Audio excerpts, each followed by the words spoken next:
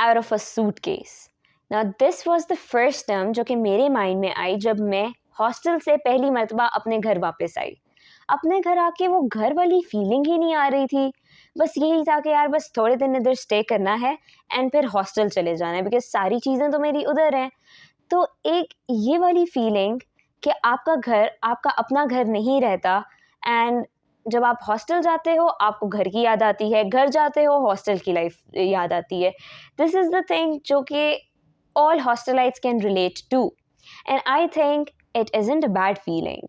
You have a sense कि अगर आप घर में अपने लड़ोगे तो आप जाके हॉस्टल में वापस जा सकते हो, हॉस्टल में बोर हो जाओ अपने घर वापस आ जाओ. You have two homes, and ये लग्जरी किसी किसी को ही हासिल होती है. Now let's talk about my hostel, which is Ghulam Shah Khan's hostel. Did I say hospital? I'm sorry. Okay, so now हमारी यूनिवर्सिटी की एक बात बहुत ज़्यादा स्पेशल है, and that is there are no day scholars. It is a boarding university, and अब boarding university सुन के हमारे दिमाग में वो तारे ज़मीं आ रहा होगा, लेकिन it isn't like that. It is a much better boarding जहाँ पे डे स्कॉलर्स नहीं होते. Why? Because it is situated in Topi Swabi, which is not a very developed city और डेवलप्ड सूबा, आई मस्ट से. इसलिए वहाँ ज़्यादातर डे स्कॉलर्स नहीं होते ही नहीं है. जहाँ तक मेरी रिसर्च है, हमारे बैच में तो कोई नहीं है. ये ज़रूर है कि वहाँ पे ऐसे बच्चे हैं जो कि सवाबी के अपने हैं, लेकिन they also live in hostel. They choose the hostel life because of so many reasons. Number one is कि हमारी क्लासेस का टाइम कभी कभी स्ट्रेच होके रात 9 बजे, रात 8 बजे ऐसे भी हो जाता है, और जो क्विज़ेज़ होते हैं वो तो होते ही 8:30-9 बजे इस तरह के टाइम फ्रेम में होते हैं. उसके बाद आपके पास सोसाइटी की एक्टिविटीज़ आती हैं, सोशल गैदरिंग्स आती हैं, इवेंट्स आते हैं जो कि ज़्यादातर रात को ही होते हैं, because they consider the fact कि सब हॉस्टलाइट्स हैं, सब ने ऑन कैंपस होना है, so they can join easily. So even जो लोग सवाबी और आसपास के इलाके से होते हैं, even they choose to live in hostel life. And I think that's a very fair and right choice because hostel life is a worthwhile experience. Okay, let's go back to the main topic, that is my hostel. अब हमारे hostel में कुछ बहुत special बातें भी हैं.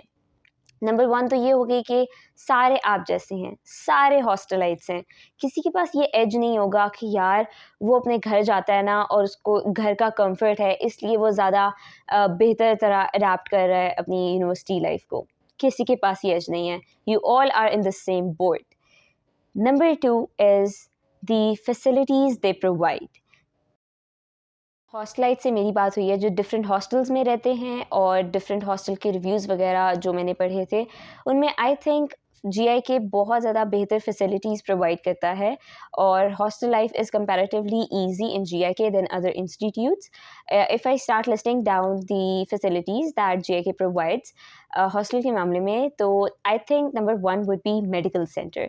Now we have a proper medical centre जहाँ पे ऑलमोस्ट सारी दवाइयाँ अवेलेबल होती हैं और डॉक्टर भी होता है. और अगर आप ऐसी कोई इंजरी होगी है खुदा ना खास्ता, कोई ऐसा आपको दवाई चाहिए जो वहाँ पे अवेलेबल नहीं है, then they can refer you to CMH Tarbela which is like 15 to 20 minutes away from GIK, और आप वहाँ जाके प्रॉपर ट्रीटमेंट ले सकते हैं. Then we have 3 messes. ज़्यादातर हॉस्टल्स में ये होता है कि एक ही मेस होता है, लेकिन हमारे पास 3 मेस हैं, और एक ऑफिशियल मेस है. देन वी हैव टक का मेस जिसमें हमारे पास राजू और अयान आ जाता है, एंड देन कैफ़े का मेस. ना अगर आप चाहें तो आप एक के अंदर रजिस्टर करवा सकते हैं, एंड अगर आप चाहें तो आप रोज़ डिफरेंट से भी खा सकते हैं, depending upon your meal plan and how you choose to take forward these sort of things जो कि आपकी अपनी फूड और डाइट के ऊपर होती हैं.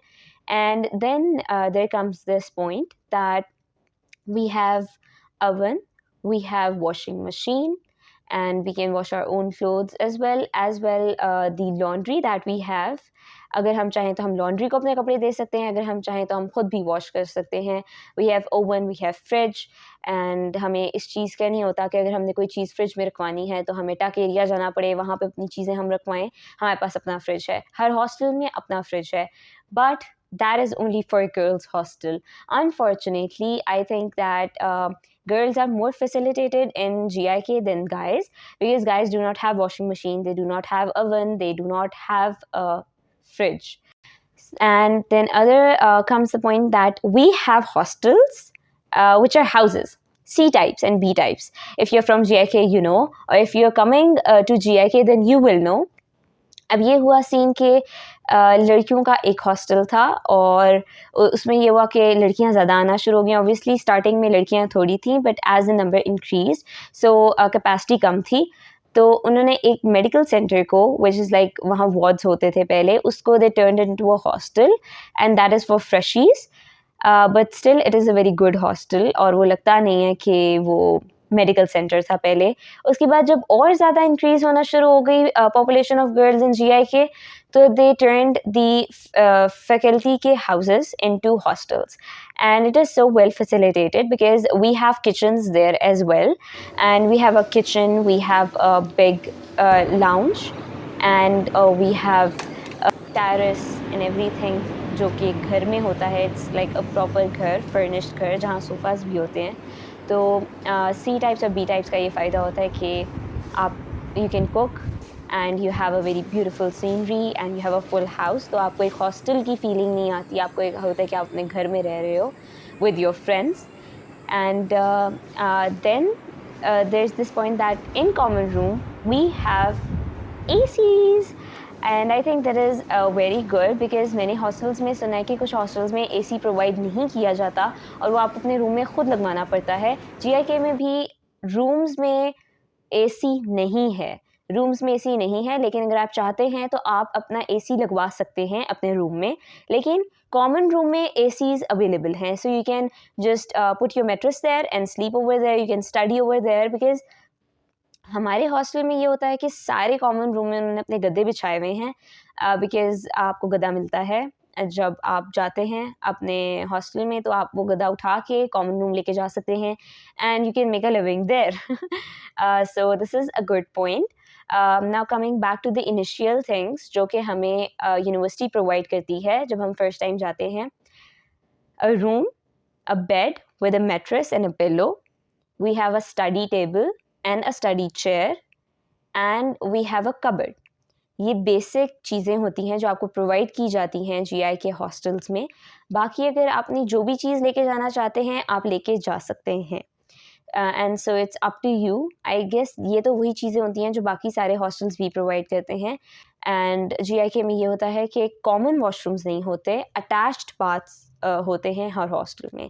तो it is a very good point कि आपको एक कॉमन वॉशरूम नहीं शेयर करना पड़ता. और जिस तरह हमने मूवीज़ में देखा है कि लाइन लगी हुई होती है कि इस टाइम पानी आ रहा है तो हमने इस टाइम नहाना है, लाइन्स लगी हुई होती हैं, सब एक दूसरे का वेट कर रहे होते हैं, and it becomes a mess. उस तरह नहीं होता, बिकॉज ऑब्वियसली जब हर रूम में अपना वॉशरूम होगा तो things are easy to manage. एक और चीज़ मुझे ऐसा लगता है कि बाकी सारे हॉस्टल्स में, correct me if I am wrong, बाकी हॉस्टल्स में हॉस्टल का जो कर्फ्यू टाइम होता है फॉर गर्ल्स वो 9 होता है या 10 होता है, but in GIK we have a curfew time at 11. So I think generally we are very well facilitated in GIK, and if you're coming to GIK then you will definitely enjoy your hostel life. I hope this is a complete guide of GIK hostel for you. Till then, bye.